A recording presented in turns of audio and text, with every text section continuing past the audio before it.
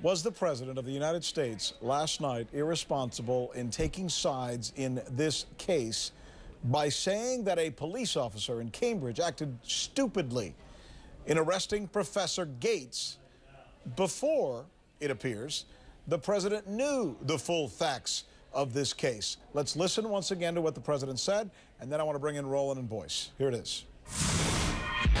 My understanding is, at that point, Professor Gates is already in his house.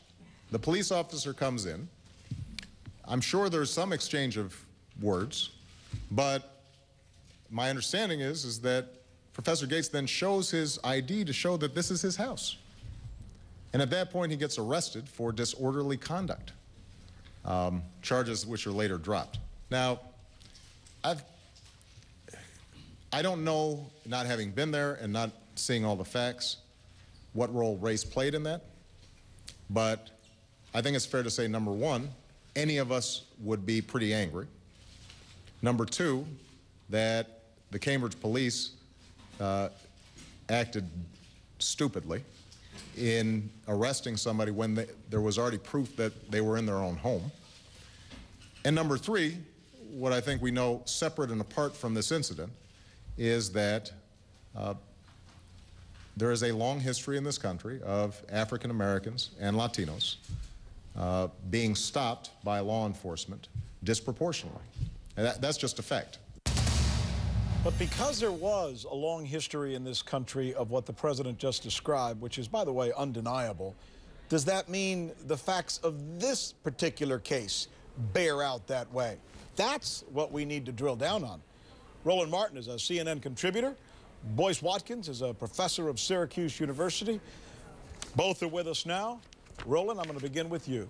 Should the President have taken sides? Should he have said that last night on national television? Absolutely, he should have. He has a right to his own opinion. He was simply asked a question. He answered the question. Had he danced around the question, we would be sitting here saying, why isn't the President being honest about this story? Why can't he answer any race-related questions? Do you agree with what he said? But yeah, absolutely. Because you think the officers acted stupidly? Yeah, no. Here's what he said.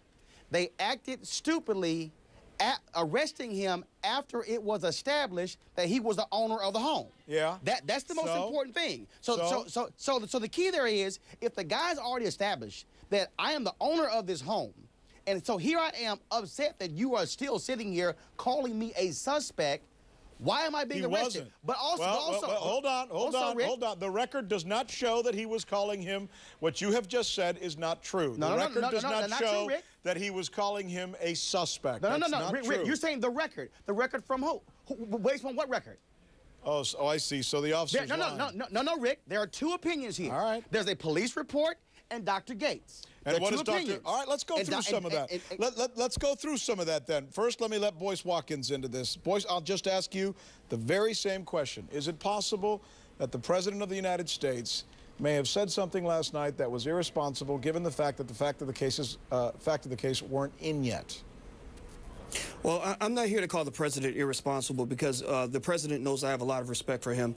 I've fought for years against racial profiling and on behalf of black men who are victims of this. But the problem, though, is that you can't preface your conversation by saying Skip Gates is a friend, I'm admittedly biased, I don't know all the facts, but they behave stupidly. Exactly. I mean, let's be real. I mean, you know, to get that kind of criticism from the President, that's an absolute hammer on this police department. And the fact that the police union is stepping forward and saying, look, we went through the procedure and this guy followed the procedure, it doesn't mean that the guy's innocent. It doesn't mean that racial profiling wasn't involved. No, I don't think it does. But it does mean that we don't know all the facts. I got a question. I got a question. Go ahead. Here's Skip Gates in his home. If Skip Gates was being disorderly inside the home, why didn't the cop arrest him in the home? I'll tell you why. Hold on, Rick.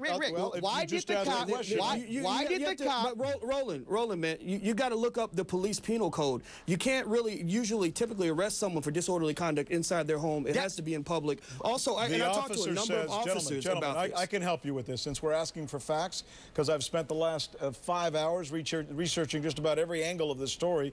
According to the officer, and I know that you guys might say, well, we've got to question the officer. According to the officer, he left the home, walked out to the front lawn, and Mr. Gates followed him, and that's where the altercation ensued. Now, according to Gates in his interview last night on CNN, the moment he stepped out of the home onto his own porch, that's when the officer then said, "You're under arrest." Well, now, let's look at the police report. Let's look at the police report. Let's read it. Can we put that up? So you have two perspectives. Police Well, report we haven't. Well, and Gates. let's go. Let's give them both the benefit of the doubt. That's then, fine. Roland. Let's hear what this guy says, and then we'll hear what Gates says. Let's start with the officer. He says, "I asked if he would step out onto the porch and speak with me." That's after the officer arrived, because somebody had called and said that there was 2 men trying to break into this house.